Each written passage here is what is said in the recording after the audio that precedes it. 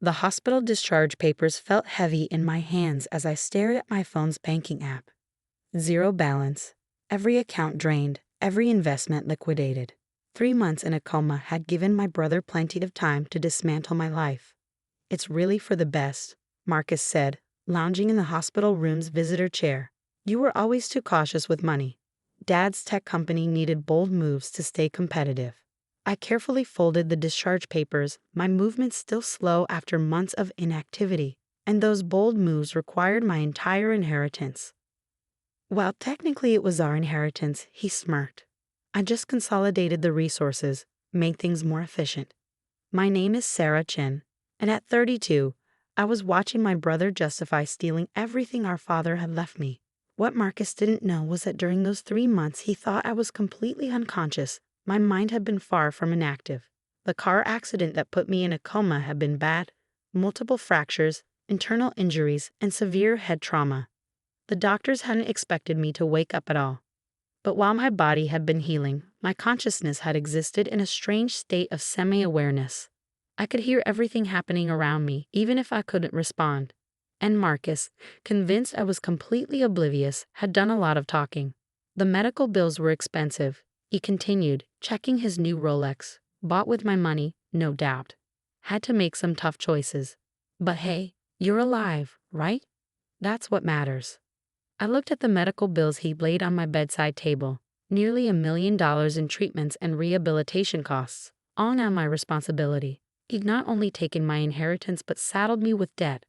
"Of course," I said softly. "Thank you for handling everything." He frowned slightly, probably expecting more resistance. Marcus had always been the aggressive one, the entrepreneur who burned through 3 startups before Dad finally gave him a position at Chen Technologies. I was the quiet one, the careful one, the one who'd actually earned her position as head of R&D through hard work rather than nepotism. What he'd never understood was that being quiet didn't mean being weak. During those 3 months of forced stillness, I listened to Marcus making calls, conducting meetings by my bedside, believing his comatose sister made the perfect confidant for his schemes. He'd laid out everything. How he'd manipulated the board, falsified documents, used my medical condition as an excuse to seize control of both our inheritances. But he'd made one crucial mistake. "The company lawyers will need your signature on some paperwork," he said, pulling out a folder. "Just standard stuff. Transferring your shares, acknowledging the debt consolidation. Formalities." I took the folder with trembling hands. The weakness wasn't entirely an act. 3 months in a coma takes its toll. "Could you get me some water? My throat's still dry." The moment he left the room, I pulled out my phone and sent a single text. "It's done." He brought the papers. Sarah, my best friend and corporate lawyer, no relation despite the shared name, replied immediately, recording everything. "Keep him talking." Marcus returned with the water, setting it on the table with exaggerated care. "Here you go, sis. Now, about those papers." "Of course," I said, taking a small sip.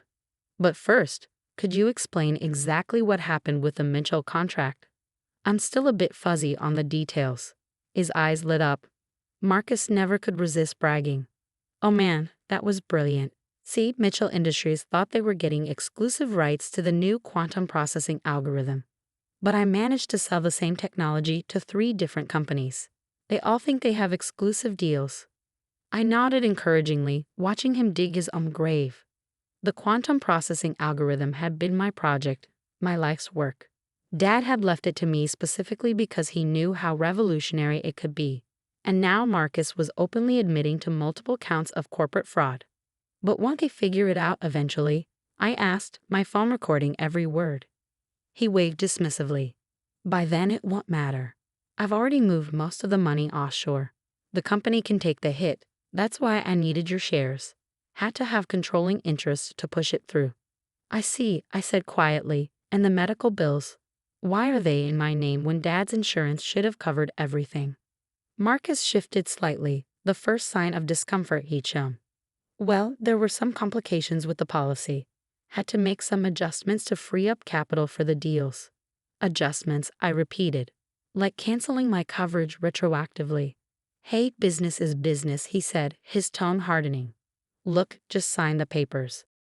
Unless you want to try fighting the medical bills on your own. I picked up the pen, appearing to study the documents. One more thing. What happened to Dad's personal research files? The ones he kept in the home office. Marcus froze for just a moment, long enough to confirm what I'd suspected. During one of his bedside monologues, he'd mentioned destroying some problematic documents. Those old things probably got thrown out during the estate cleanup. Nothing important. I knew better. Those files had contained Dad's personal observations about the company, including his concerns about Marcus's business practices. Their destruction was just one more crime to add to the list. You're probably right, I said, positioning the pen over the signature line. Nothing important. Just then, my phone buzzed. Another text from Sarah. We've got everything. Don't sign anything. I set the pen down carefully. Actually, Marcus, I'm feeling a bit tired. Would it be okay if I reviewed these tomorrow? Everything's still a bit overwhelming. He frowned but couldn't very well force a recovering coma patient to sign legal documents. Sure, whatever. I'll come back tomorrow. Just, don't take too long. The board needs these processed quickly. After he left, Sarah slipped into the room, her expression a mixture of satisfaction and disgust. We got it all. Every admission, every detail. The fraud, the insurance fraud, the document destruction. Everything. I leaned back against the pillows, finally letting the exhaustion show. What's next? First, we get you out of here. My place is ready. Accessible bathroom, hospital bed, everything you need for recovery. Then she smiled grimly. We start dismantling everything your brother built while you were sleeping. That night, settled into Sarah's guest room, I thought about all the hours Marcus had spent by my hospital bed, arrogantly revealing his schemes to what he thought was an unhearing witness. He'd assumed my silence meant weakness, my stillness meant defeat. He'd forgotten Dad's most important lesson. Sometimes the quietest person in the room is the most dangerous. I picked up my phone, sending one final text for the day, to Michael Chen, Dad's oldest friend and the head of corporate security at Chen Technologies. Time to wake up those dormant security protocols Dad put in place. Marcus took the bait. His response came immediately. Everything's ready. Operation Sleeping Beauty is go. I smiled, remembering Dad's code name for the contingency plan he created years ago, when he first suspected Marcus might try something like this. My convenient coma had given my brother exactly what he wanted, the perfect opportunity to show his true colors. Now it was time to show him mine. The next morning, while Marcus was undoubtedly preparing for another day of corporate fraud, I was meeting with a team of lawyers and investigators in Sarah's home office. My body was still weak, but my mind was sharp as ever. The recordings are damning, Michael said, playing selected clips from my hospital room. Marcus's voice filled the room, bragging about each illegal transaction, each manipulated contract. He basically confessed to everything. Sarah nodded, adding documents to an already substantial pile. We've traced the offshore accounts he mentioned. He wasn't as clever as he thought. Every transaction left a trail. What about Dad's insurance policy? I asked, reviewing the fraudulent medical bills. That's where it gets interesting, Sarah replied, pulling out another file. Marcus didn't just cancel your coverage. He diverted the policy payments into a shell company. The insurance was still active. He just rerouted the benefits to himself. I wasn't surprised. During his bedside monologues, Marcus had revealed his whole philosophy. Family is just another word for convenient resources. He'd seen nothing wrong with stealing from his comatose sister. In his mind, he deserved everything because he was smart enough to take it. The board meeting is scheduled for tomorrow, Michael added. Marcus has no idea that half the board members have been quietly gathering evidence against him for months. Your father put some very loyal people in key positions. Dad had always played the long game. He'd known Marcus might try something like this eventually, which is why he built in so many safeguards. The dormant security protocols weren't just about protecting company data. They were about protecting the company from Marcus. What about the Mitchell contract? I asked. And the other companies he sold the algorithm to? Sarah grimaced. 3 separate companies, each thinking they had exclusive rights. The potential lawsuits could bankrupt Chen Technologies. Unless, Michael interjected with a slight smile, someone could prove that those contracts were signed under fraudulent circumstances by someone without proper authority.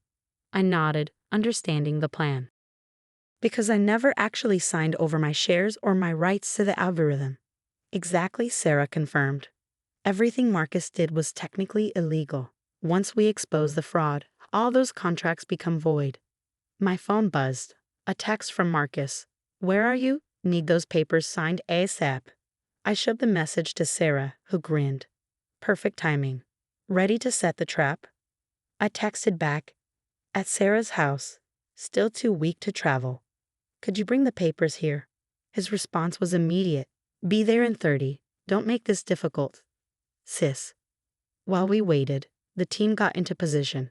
Federal agents hidden in adjacent rooms, recording equipment ready, every detail carefully planned. This would be Marcus's last performance as CEO of Chen Technologies. He arrived exactly on schedule, practically bouncing with impatience. Finally, look, just sign these and we can all move on with our lives. I sat in a wheelchair, partly for effect, partly because I still couldn't stand for long, looking through the papers slowly. It's a lot to take in, Marcus. Maybe you could explain exactly what happened while I was sleeping. He launched into his practice speech about making necessary business decisions, protecting company interests, consolidating resources. Each word was another nail in his coffin. And the quantum processing algorithm? I asked innocently.